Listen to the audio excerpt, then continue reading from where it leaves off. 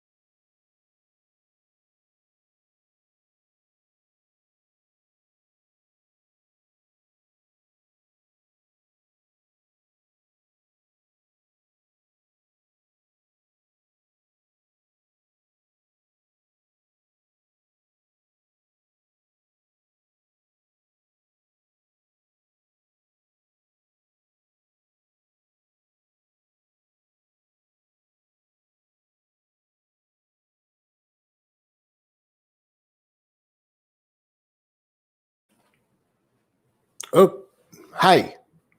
Good evening, everybody. Sorry, we had some technical difficulty. My name is Eric Ostro, host of Live at the Lortel.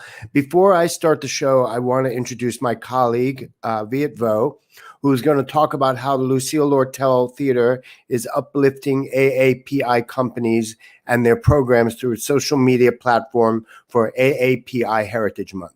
Welcome, my friend Viet. Welcome. Sorry about all the technical difficulties. Hi, Eric. How are you? Thank you very much for the intro. Always a pleasure. Go, you're on, please. Yes. As Eric has stated, my name is Viet Vo. I'm with the Lucille Lortel Theater. May is, as we know, AAPI Heritage Month, and all month long, the Lortel Theaters will be Lucille Lortel Theater. Excuse me, tongue-tied. Will be using its social media platforms to uplift the AAPI communities with their programming through their social media platforms. So you can follow us on Instagram at Lortel Theater, on Facebook and Twitter for more information. I also want to invite you for Fridays at 7 p.m. Eastern Standard Times as we go on our Instagram Live, and I'll be chatting with individuals from our AAPI community. This week, special guest is Lainey Sakakura. Can't wait to speak with her in regards to her career and everything that she's done thus far. Ongoing, we have Pan Asian. Between now and the end of the month, they will be streaming their show Emperor's Nightingale with a re-envisioned virtual scape with interactive educational calligraphy. Also, on May 30th, they will also be doing a memorial Zoom tribute to the great late Corky Lee. For more information, please check out their website, panasianrep.org. Also going along with it, Wednesday nights are live and in color. You can head out to their website, liveandincolor.org, as they speak to members also in the AAPI community. And on this Wednesday, will be Stars of Tomorrow, in which they speak to Byork Lee and J. Elaine Marcos. Also, speaking of Byork, there is a show on PBS. If you check out pbs.org, their Curtain Up series takes a closer look at the theater club of PS 124 in New York's Chinatown.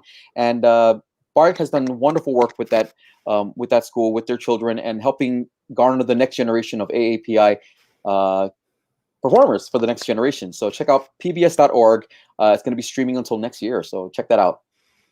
Oh, Viet, thank you. Thank you so much. And thank you so much for being our social media curator for AAPI Heritage Month. We really thank you. You've done an incredible job. Your interviewing skills are great. Oh, and you do really well. I just want to mention that our co-host for this evening, John Andrew, will now be our social media curator for the month of June for Pride. So I wanted to mention that. So that's very exciting. So Viet, thank you so much. You've done an amazing job, and we look forward to seeing you really soon. Let's bring on John Andrew. No pressure. I mean, Viet's doing great. So some big shoes to fill there. You're good. You what you do. How are you? It's good to see you. I'm doing well, my friend. I'm doing very well. I'm very excited about our guest tonight.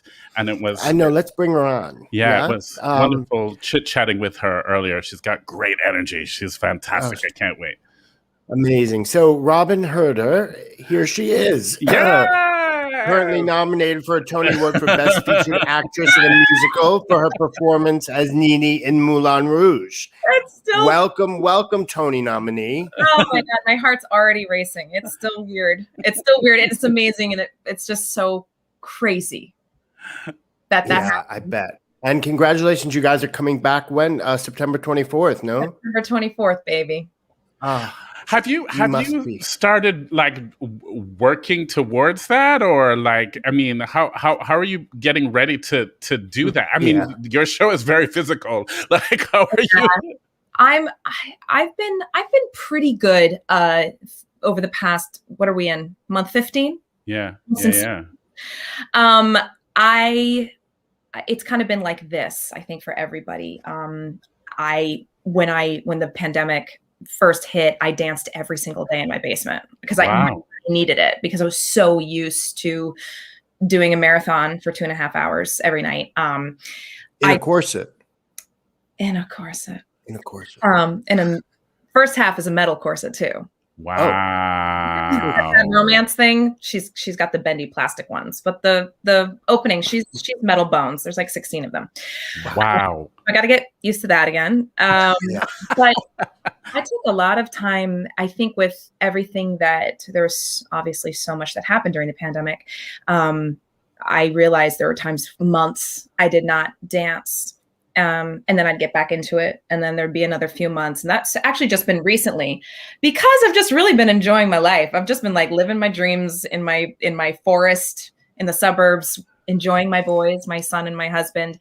And I haven't really been dancing, but what I have been doing is I have a dear friend, Amanda Klutz. She's the fitness guru. I've known her. We did the Spam-A-Lot tour. We started the national tour in 2006.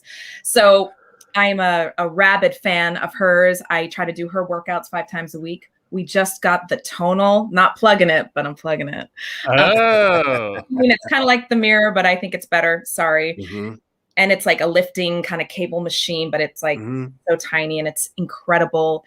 I've been, starting to choreograph a little bit just for my. Okay. So I'm switching it up. The truth is, I'm going to try to shed whatever, just to try to get back to the size. Cause I let myself, it's not that I let myself go. I let my body breathe. I let myself live, because it's so intense.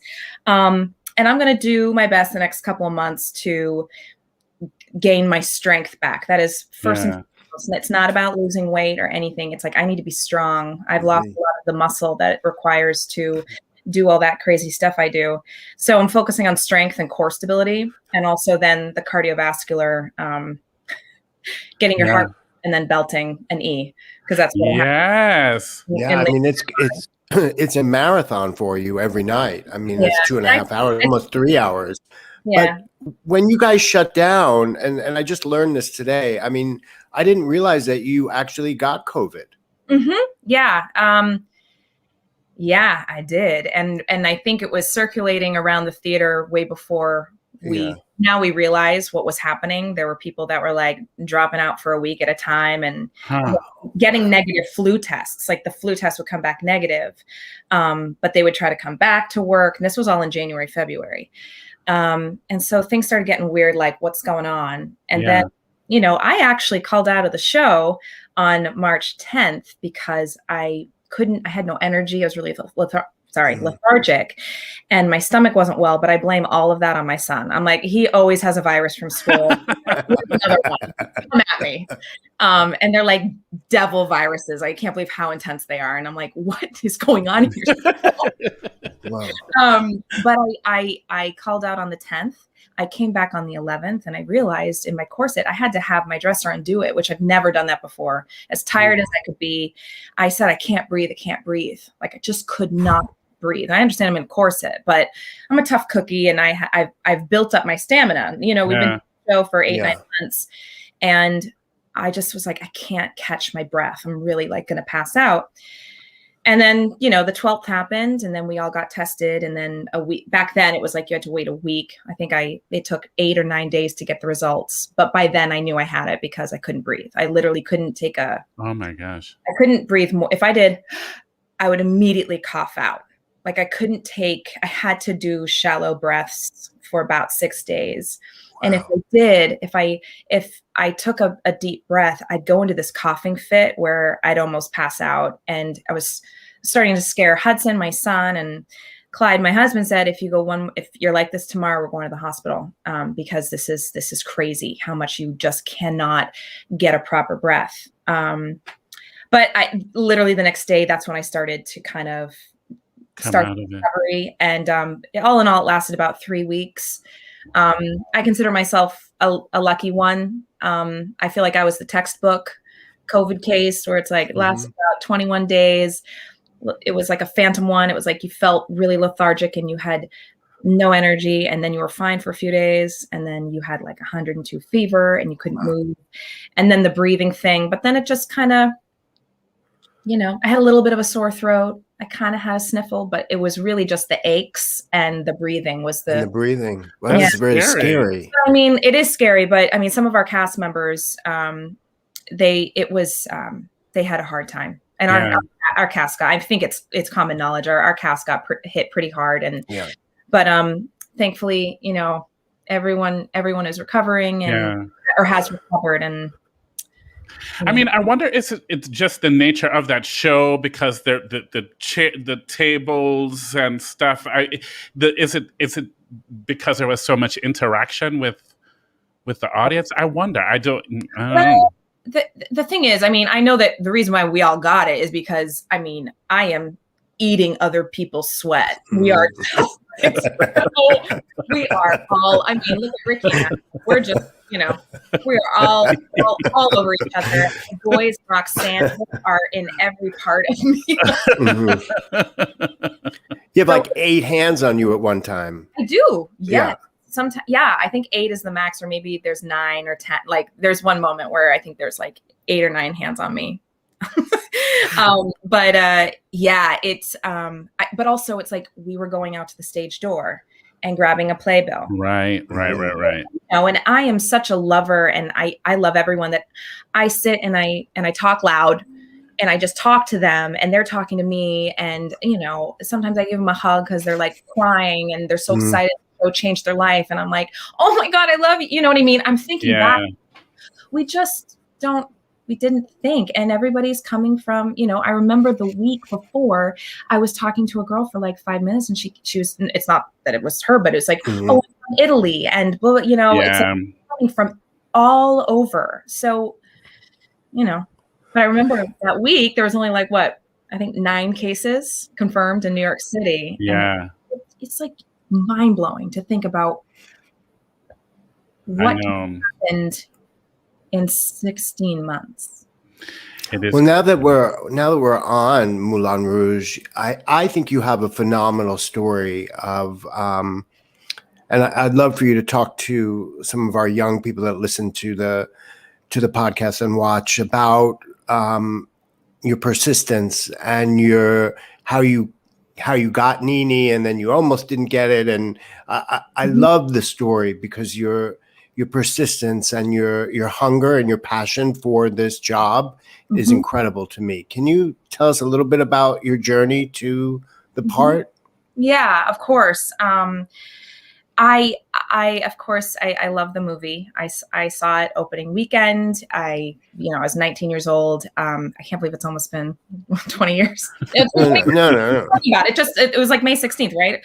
Or Right. something. I saw it opening. I mean, I've told this story so many times, but I don't get sick of it ever. But I just remember seeing Caroline O'Connor on the screen, and I was shaking and crying. It was like kind of like that moment when I think I was 9 years old, and I was watching a community theater production of A Chorus Line. It was the first time I saw it, and when one happened and they finished the show in a kick line in gold costume, I started shaking and crying, and I was like, what is this feeling? Why am I I got so embarrassed. I'm like, what is this feeling? And that's like the magic of musical theater. And when that same thing happened to me watching her on the screen, and I was like, I need to do this. I need to do that. This needs to be a Broadway show. Yeah. Immediately. And I thought it was going to happen the next year. 18 years later, whatever. Universe has its timing. It came around, right? It did. And it was the right timing. I mean, I wasn't going to play Nini when I was 19.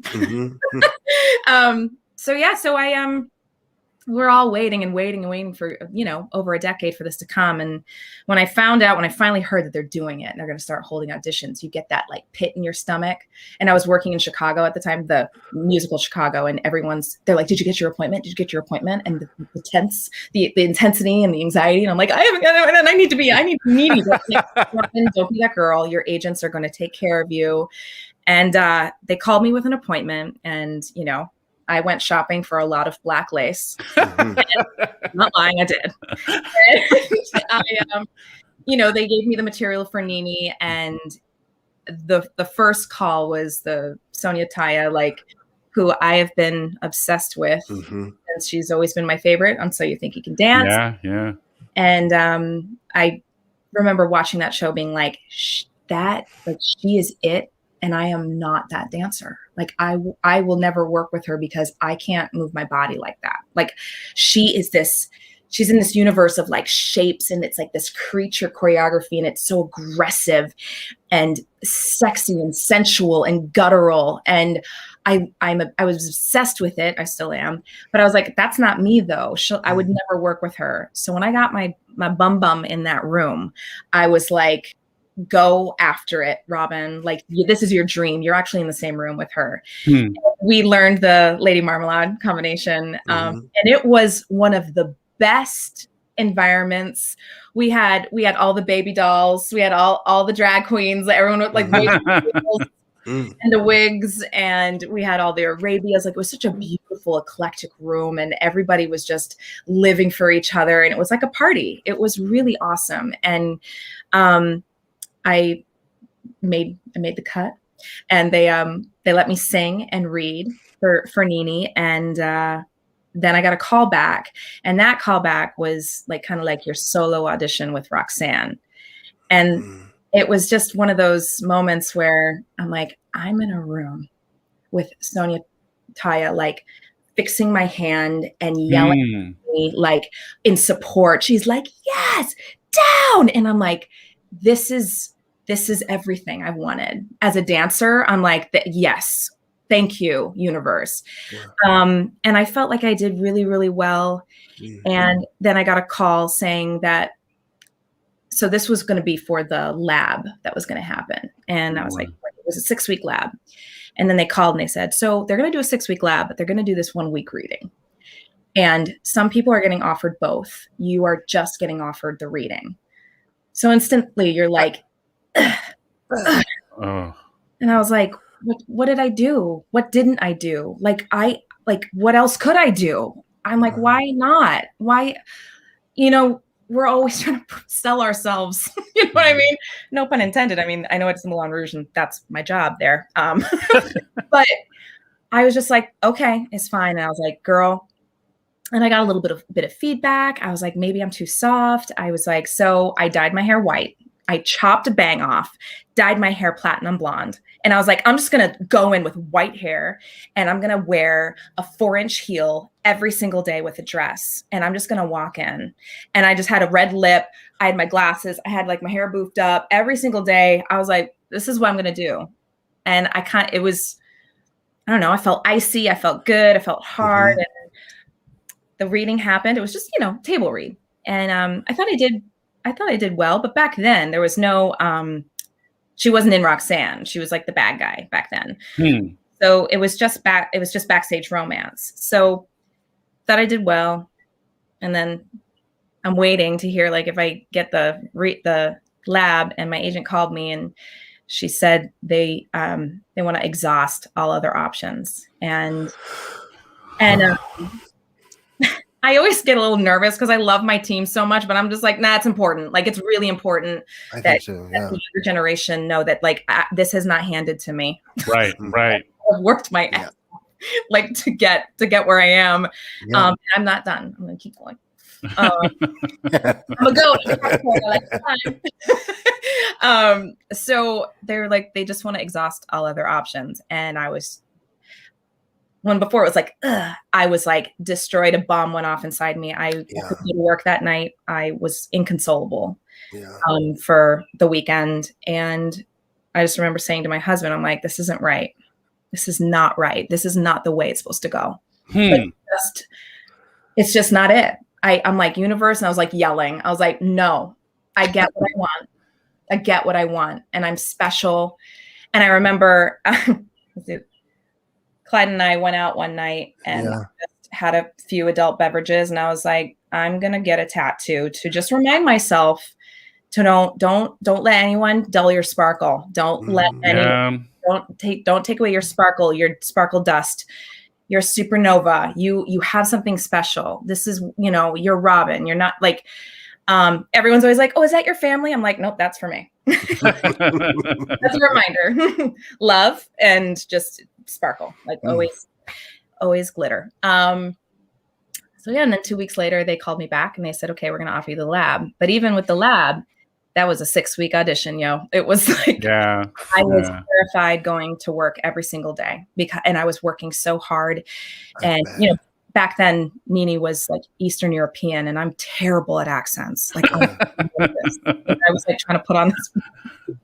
So what was Nene? Was it more like she was in the movie, the original version? Yeah, she was just conniving, unsupportive, hungry, but it was just evil. Now in the show Pierre, when he's doing the business with the Duke, that was Nene, which was in the middle of Roxanne. There was no tango. There was nothing. She was just the devil that wanted to get ahead. And she had a couple scenes with the Duke and it was cool, except that I had a really bad Russian accent. But like, thank God all of that was cut. And I got to just kind of do Robyn. You know what I mean? Anyway, but this is what happened. Like in the lab, Karen Olivo and I, discussed this a lot about like, dude, this is like, well, back then it was, 2017, 2018. We're like, we cannot have girls hating on each other. Like, this is not right. This is not the message, especially since we're there are a bunch of men telling Satine's story anyway. The only 2 female leads girl fighting. It's just like, we can't do this. Right. 2020. And so our brilliant writer, John Logan, gave us that very small but mighty scene that changes the tune. It changes everything. And it was so helpful because back then Nene's character was kind of like, what is that? Like, what is it? You know what I mean?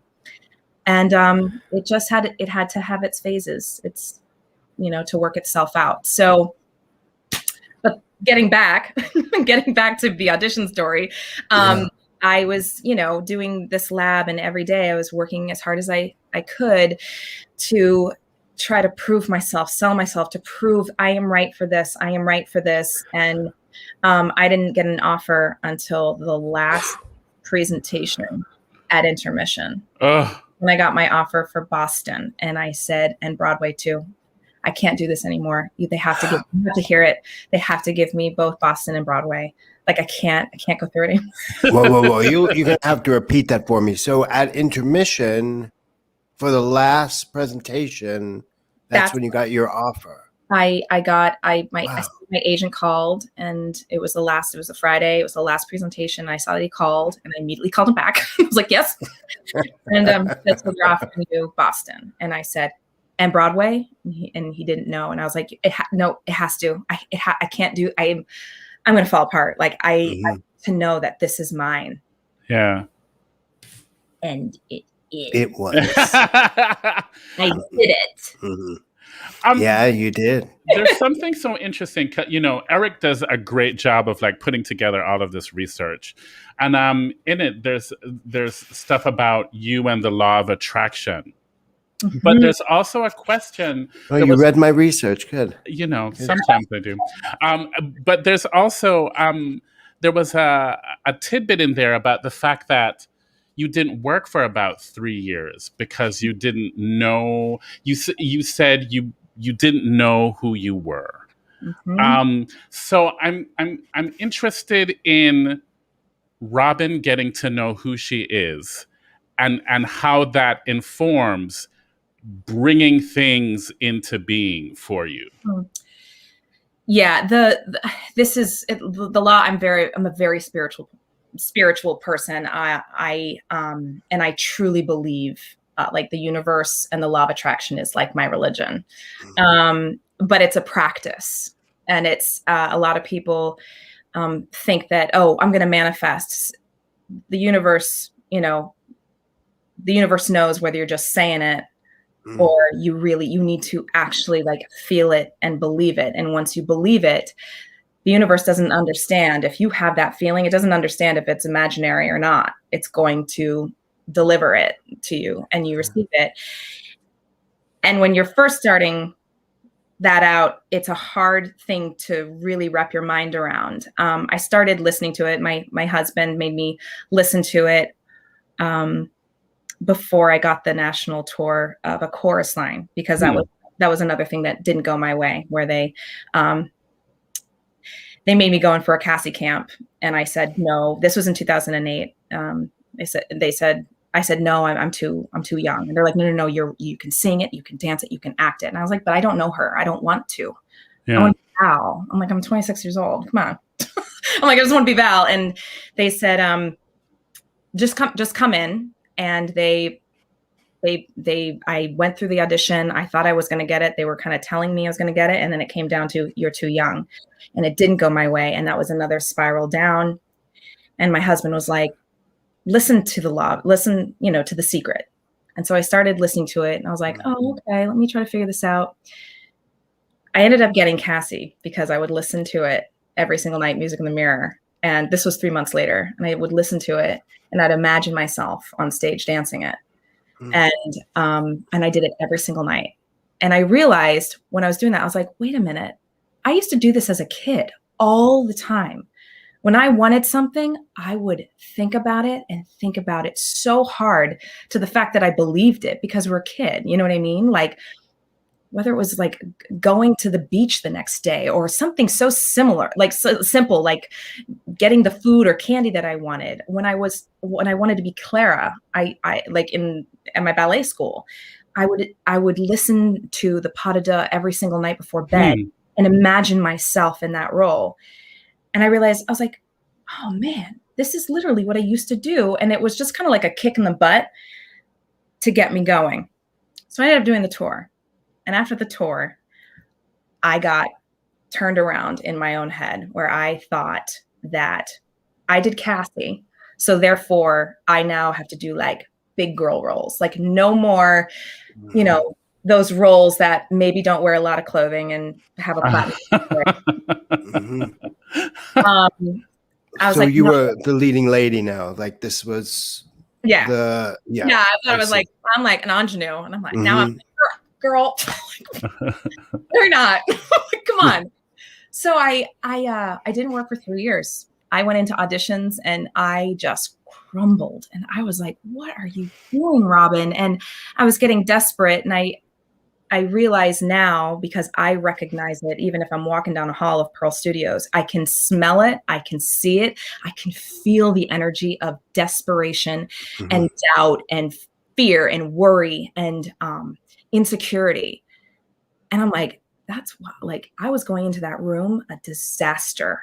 I was in my own head.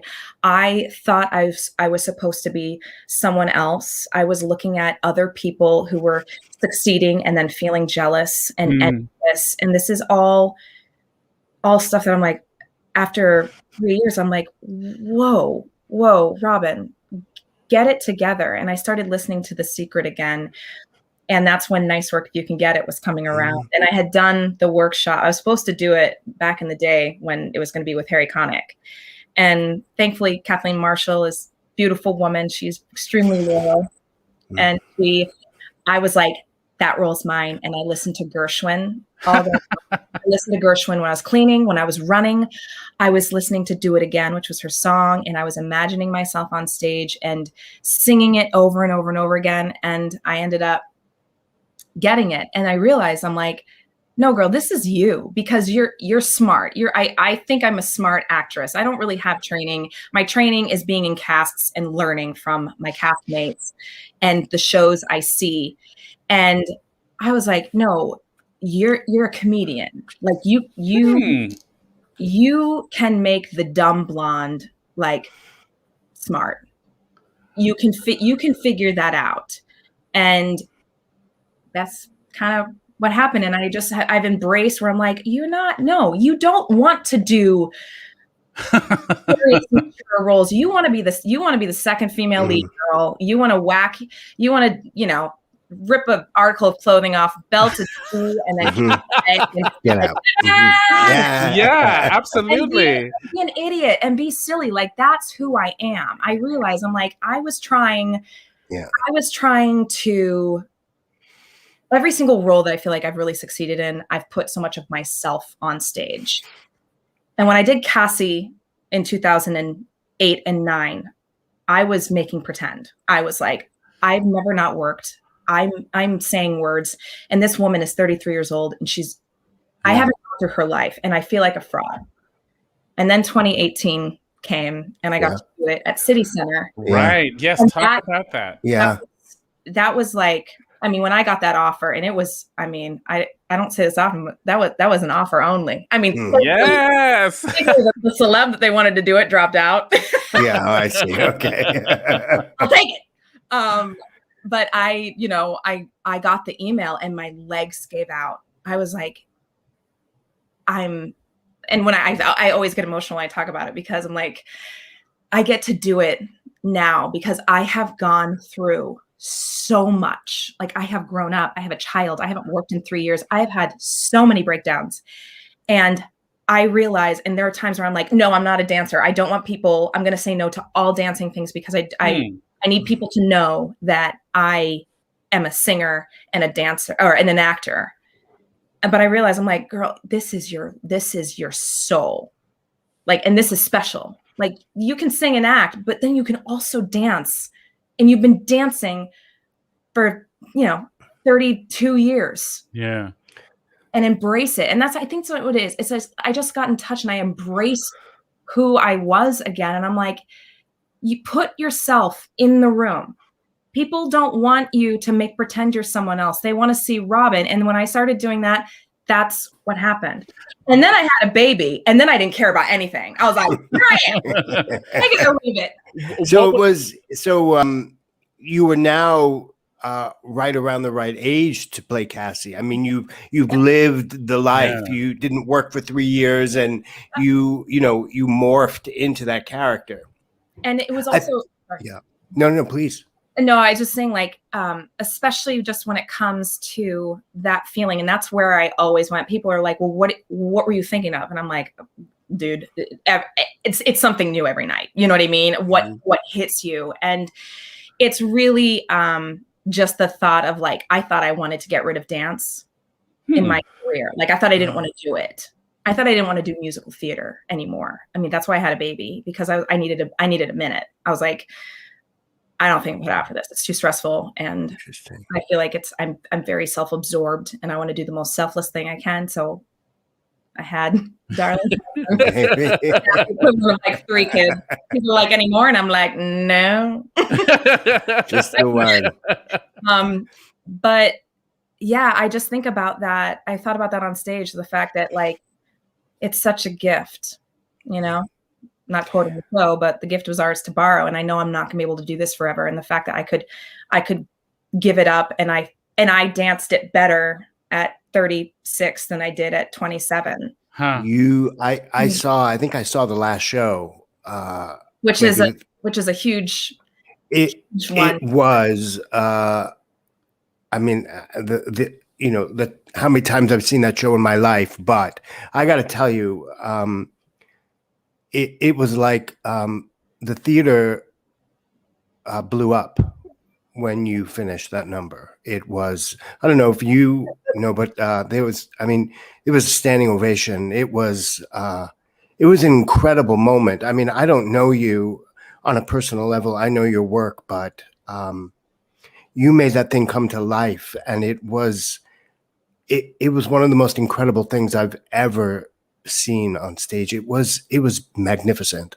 Thank you. That's really kind. It was I was very nervous. I was like shaking, like my voice, like the beginning solo stuff. The last show, I knew there were a lot of people in that audience, and I was really nervous, like so nervous where I could barely sing. And then I took a breath and I pushed down and I said, Robyn, you're a star. You have this. And I said, just let it go. Let it go and just listen to the music and dance.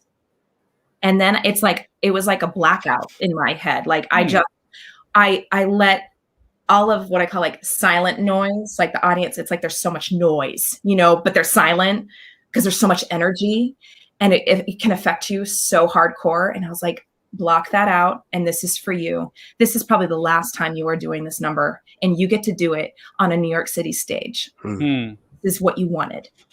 And so go for it and fly, let it go. If you fall out of a turn, who cares?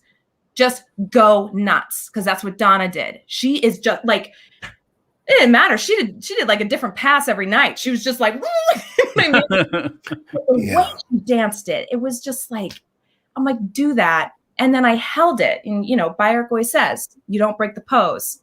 You don't break the logo until you hear the applause die.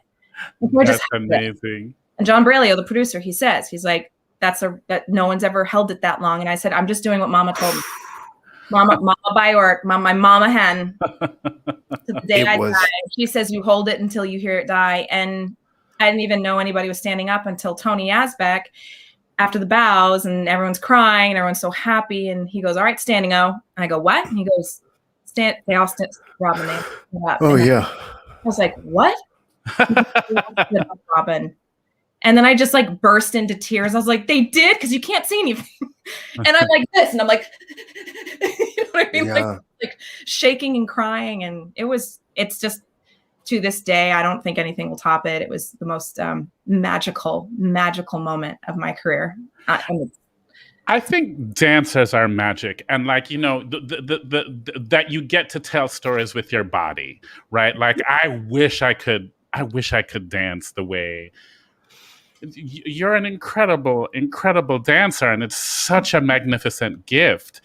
So talk to us about telling stories through dance, and also, what does it feel like when you're in it, because you kind of alluded to it, like it was like a blackout. It was like, but what is that sensation when you are in the middle of telling a story with your body, and what does that feel like? It's the best. It's fun because it's internal. Like no one gets, I feel like with dance, you get to have a secret. Huh. And I guess you could sing a song, and you could have a scene, but you still have words. And this is like let's take the opening of the second act of Moulin Rouge as Nini. That I don't have, I get to sing with Ricky, you know what I mean? I get to sing with Santiago. I don't have one solo line. I have a couple, you know, scenes, but I'm talking like vocally. I start my story when I take one step up, like a cat, like a cat, snake, viper, cougar, something that wants to eat you. You don't know if it's going to like maul you with love or death. And I have to start that with the tip of my toe. And that's kind of where it's like these are your words, but everything's internal, everything's inside you. But I have an intense energy, which is, it's a good energy, but I know that people can feel it and they get a little scared and they lean in a little bit. They're like, whoa, this is intense. Like that, when we were staging, when Ricky and I were working with Sonia with the chair, I would do something and I'd be so intense. Sonia would always go, whoa. Because she's such an empath. Like, you know, I think that's why we get along so well, because we can see each other's energies instantly. And I'm ready to literally fly off a bridge for her. I'm like, what do you want me to do? I'll do it. And so I would do anything and she'd be like, whoa. But there's nothing like it, because especially in the beginning of the opening, I think I'm making people kind of uncomfortable, but excited and on the edge, because they don't know. I mean, the people who've never seen the show before, or the people who have seen the show, there is this anticipation and like, what is going to do that? And so I can feel that energy, and that just feeds me. It's like there's this circle between, I say this all the time, there's like this circle of energy that keeps between you and the audience. Yeah. And the more they give me, I'm going to throw it right back at them. Yeah. More and more intense. And so by the time I get on that chair and I lift my leg up and I just slowly put it down and I slowly put my arm down, it's so fun because I can hear like nothing, but like I can hear the noise of the energy, and it feels so empowering, because there's not often a role that you get to do that. And then it just keeps going. You know what I mean? We just keep going, and it keeps getting more and more aggressive. And especially with Ricky, like, he's doing all the singing and I just have my energy and my daggers in taking control, and kind of, it's dangerous. And and it's powerful. It's just so much fun I feel like I'm in, well, it's not that I have an issue with control. Okay. I would be like, okay. I love to be in control, man. And I feel like at that moment I have taken the wheel, and I'm like, it's just the silence is really loud, and it feels amazing. I love that. The silent noise, the silence is loud. I love that. It is, because it's energy. I am like a huge reader of energies, and especially, you know, Moulin Rouge is it's this underworld. It's this sexy. And the show starts with all the characters coming out and you know, warming up the audience. So I'm sure, as an actor in the show, you can kind of, you know what an audience is going to give you or not, or you could even maybe turn it around. I mean, right? A matinee day is probably different than a Saturday night performance, right? Yeah, the matinee days are the amazing challenge for me. I'm like, you know, it's we did Thursday morning, like a morning, Thursday afternoon, and I'm like, I will put my leg up, and there is someone who doesn't want to just want to look at me, and they're just like looking the other way. And I am literally like on my side, and my leg is coming up behind my head, and I'll literally be like, hey, look at me. Then they'll look at me, I'll be like, you know, come on. Wow. You know, and it's so much fun. That's control. That's a lot of power on stage to have. Eye contact. I love it. You know, I'm not used to it. It's very hard to, you know, because we're supposed to break the fourth wall, you know, during the opening. And I learned that in Chicago, the opening number, you have to just they don't know, like, it's dangerous. But you're supposed to just stare down the audience. You tell them how to watch the show in a way. Oh, absolutely. And it's so much fun in Moulin Rouge because it's so wild. It's so just opulent. Like, I think like walking into that, it's so opulent. Just visually, it's already like, it's just, it's luxurious. It's just so, I don't want to say over the top because it's perfect. It's literally they've nailed it. You walk in and you are instantly transported. The pre-show going on with everybody walking kind of like an underwater moment. And you look up and you're like, holy moly, there's a girl. There's that boy dancing in a cage. And then there's this random person that's just like all of a sudden laying on a bar. And then there's a clown, smoking a cigarette. It's, and the music and the lighting. Yeah. It's just, people are like, you're instantly in that mode. Ready. You're ready to party. I mean, it's not usually a lot of hard work to get people on our side. It's just, we're all waking up on a Thursday and Saturday morning. Yeah. But it's a challenge for me. I'm like, you're going to look at me and you're going to look at I'd love to talk a little bit more about the choreographers that you've worked with, and especially like with a chorus line. And you tell the Björk has been choreographing it for forever, right? And can you talk a little bit about the choreographers you've worked with, and especially the way Björk has the way she teaches the dance, the famous Cassie Dance, I think is fascinating. Yeah, it is. And it's the right, and I've done a couple coachings with it. It's exhausting because I get distracted and I start doing it and I keep doing it full out. And I'm like, girl, hold up. But basically, when it's like, oh, there's going to be, this is when we start rehearsals for a chorus line. Cassie is starting a week before you, right? So she starts, it's a 10 to 6 or a 10 to 4 or whatever. And you do an hour warm up, the Michael Bennett warm up that's been going on for, 40, are we at 45 years now? 46 years? I can't remember how long. I think, yeah. Anyway, you do the Michael Bennett warm up, which is an hour, and that I'm drenched at the end of that warm up because it's literally like a gym workout. And it's just with you and Björk and a set of drums. There's a guy playing the drums and you just start doing it. And then she goes, okay, let's start with the pirouettes. And so what she does is she starts from the back of the dance and she works her way forward. So I might have rehearsals for like the scene and the song, maybe once or twice. But what I do is I literally start from the pirouette. So you go da da da da da da da da, and we do that, and she makes sure we work on it for like an hour. And you want to barf, and there's a lot of that barfy feeling. Well, it never goes away. What am I talking about? But then she goes, okay, heat wave, and heat wave is when the lights go red, and it goes da da da da da da da da, and so then you learn that section through to the end, and you keep working on that. You go over and over and over again. And what she's doing, she's building your stamina. She's literally training you like an athlete, like for the Olympics.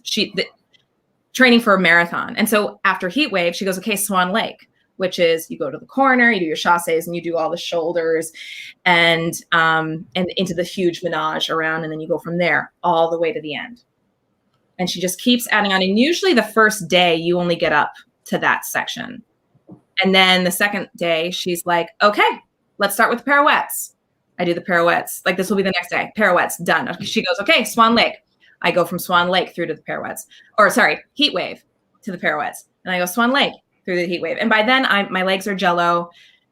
I'm a mess. And then she goes, okay, let's do the slow section. And so that's when we learn the new section. And we do the slow section all the way to the end. And then she might give me a break. And she's like, do it again. And then from then on, we start with the beginning of the dance, which is the da, da, da, da, da, da, da, da, da. It's intense. And it's, when I think about it, I get a lot of anxiety because it's just so hard and your legs are seizing up. But she's an amazing mama. Like, I don't know if you know this, but when you finish, dun, dun, dun, dun, dun, she goes 1, 2, 3, and you have to hold it for 16 counts. You cannot move. You have to hold it. And then she's like, and you slowly get up and go. And you have to finish the scene because you have to train yourself how to finish the scene with Zach without sounding so out of breath. Wow. And then after that, she goes, okay. And she lets me fall down. Her assistants and they grab my legs, they put it up on a chair. They go after me with two like rolly bars and start massaging my legs. And no joke, she feeds me watermelon on my back. Wow. That's what she does. She has done it for every Cassie. And they massage my legs for like 10 minutes after the dance. And then I have like a 5-minute break and she's like, ready? And we do it again. Oh and then she goes, and then I finish, I get up, do the scene. And then she's like, okay. And I literally fall. It's like a dog.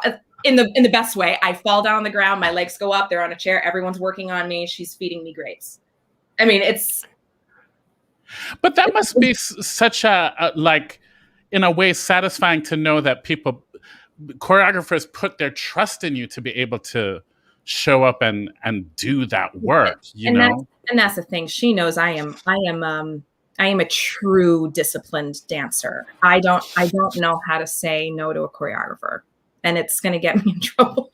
And even Sonia's been so wonderful because I have so much bending to do with my back and overextending splits and drags and being thrown on the floor and being just taught. It's just not normal dancing where you can just solely like Cassie, you can get tired and you depend on your technique. This is like, and I'm insane. Once Roxanne hits, I'm like a dog who sees red. I don't know anything other than I'm in this moment, like eating the stage and just going nuts. I turn on, it's like I'm acting, I'm an actress and I just happen to be throwing my body everywhere. And she's always been like, Robyn, we can adjust something. And I'm like, nope, I can't, I don't even let her get it out. I'm like, no, I wouldn't feel like I did it right. I just can't say no. Can't say no. Robyn, what do you do for your? I mean, what's happened 8 times a week? You are whether it's Cassie or Nini or all these characters you're creating, and what it's doing to your body. I mean, I've heard Charlotte Dambois talk about it, and her father, and all these incredible dancers. Like, what is your routine maybe after you're done? Like, is it an ice bath? Is it, I mean, maybe it's none of my business too, but I'm just fascinated by, what you do to take care of your body doing a show like this. Yeah. I mean, I always call myself like the worst kind of musical theater actor dancer, because it's not that I don't take care of myself. It's just like, I've just been like, my warm up is like pop a squat, kick. And now I'm almost 40. I'm like, girl, so I think going back to the show, I always say this. I'm like, oh, I'm 38 now. I got to really warm up. And I'm like, no, I'm going to pop a squat, kick, go. But the thing is, I live an hour plus north of the city in Highland Mills, and I drive. Up in Woodstock, right? Woodbury. Yeah, Woodbury, yep.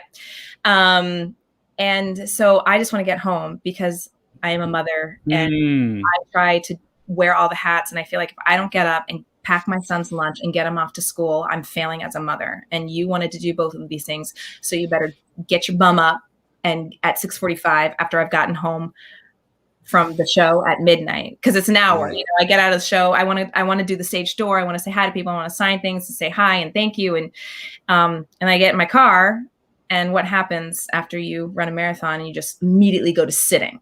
All of the lactic acid. So if there was a hidden cam watching me get out of my car every night, it's terrible. Because everything is so stiff. And honestly, I'm too tired. I have a glass of wine and I go to bed.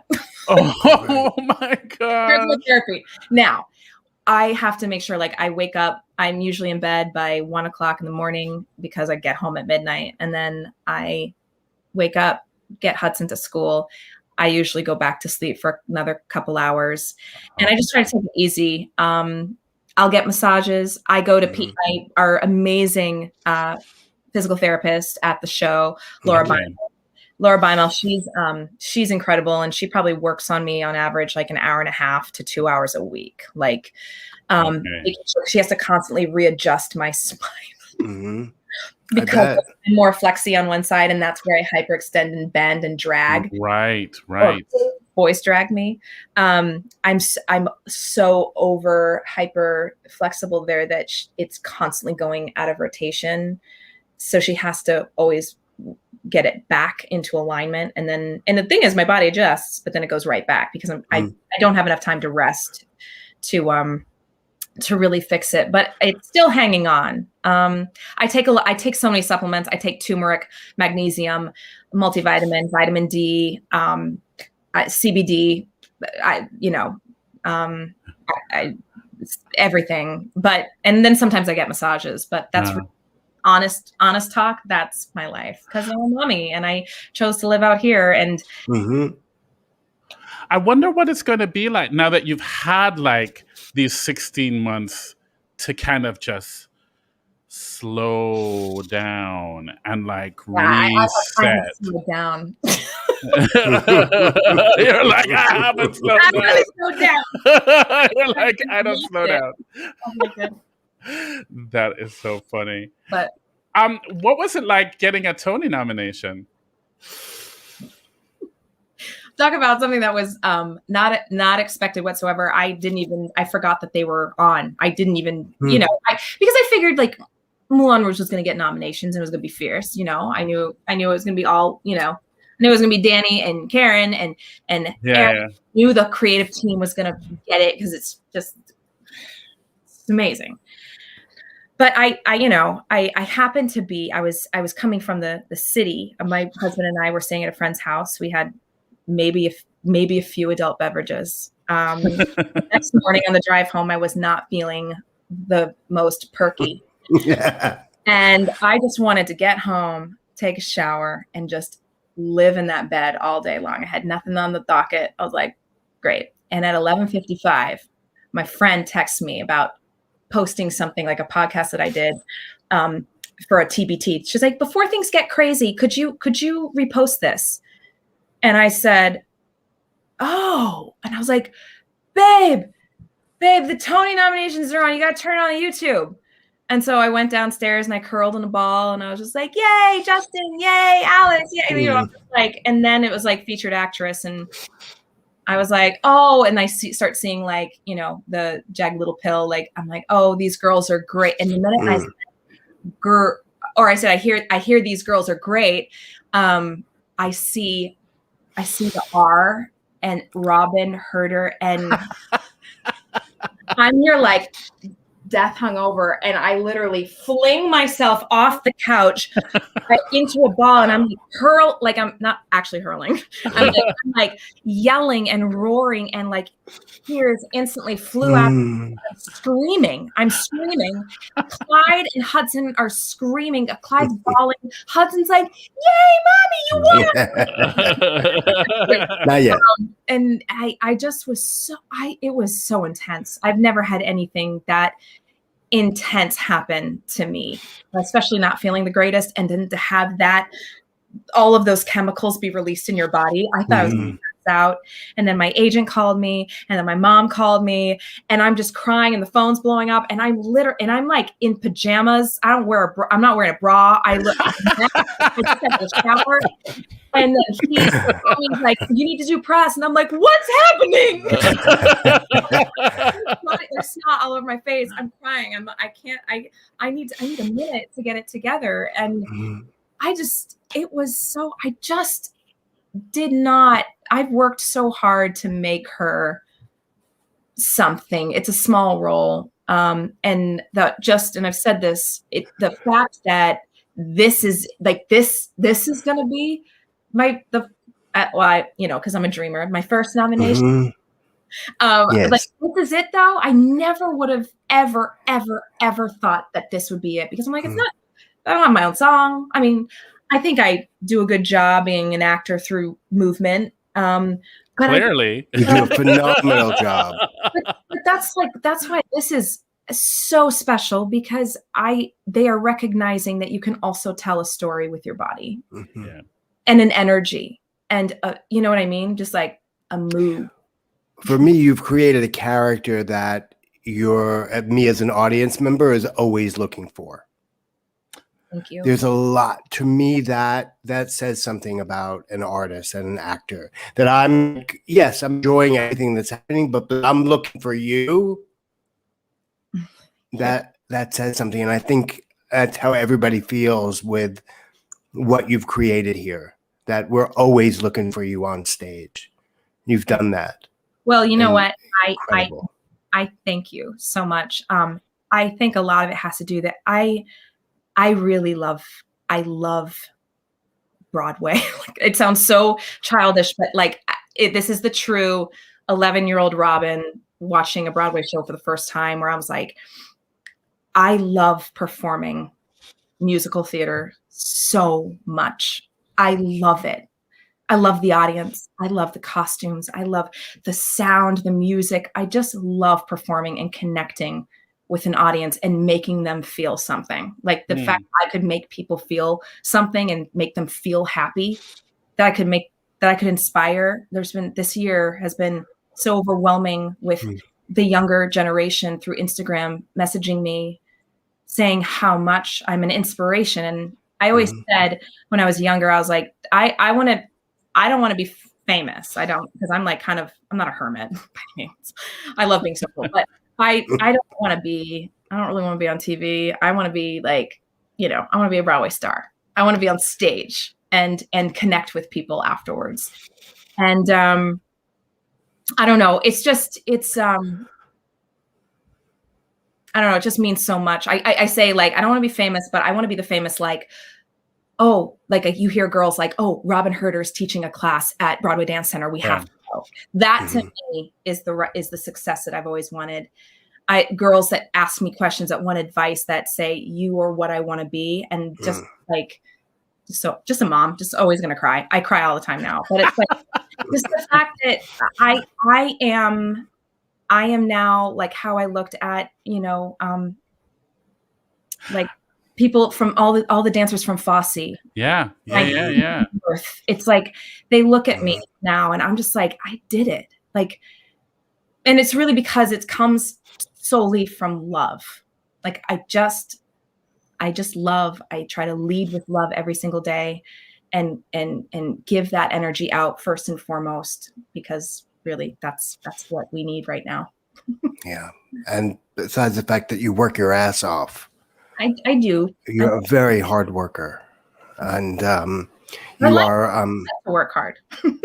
You are worthy of everything that's coming your way, and it is such an honor to have you on the show.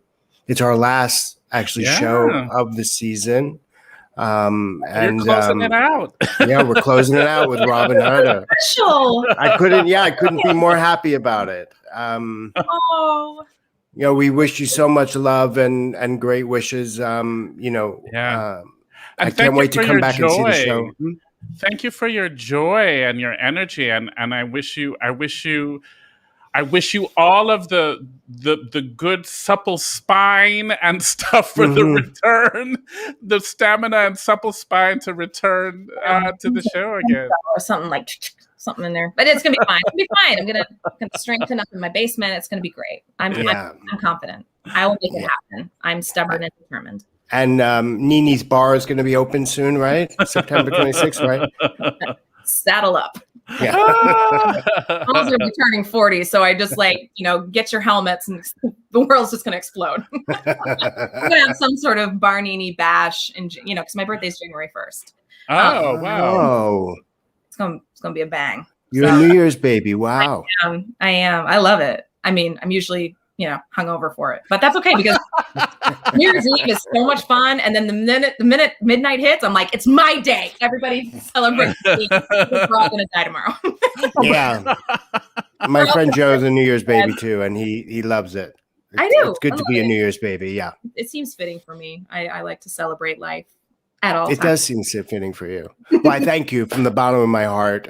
Thank you for helping us close out this season with you're an incredible artist, and we're so grateful and honored to have had you today. So thank you, Robyn Hurder. And thank you all Moulin Rouge fans out there. Thank you for watching.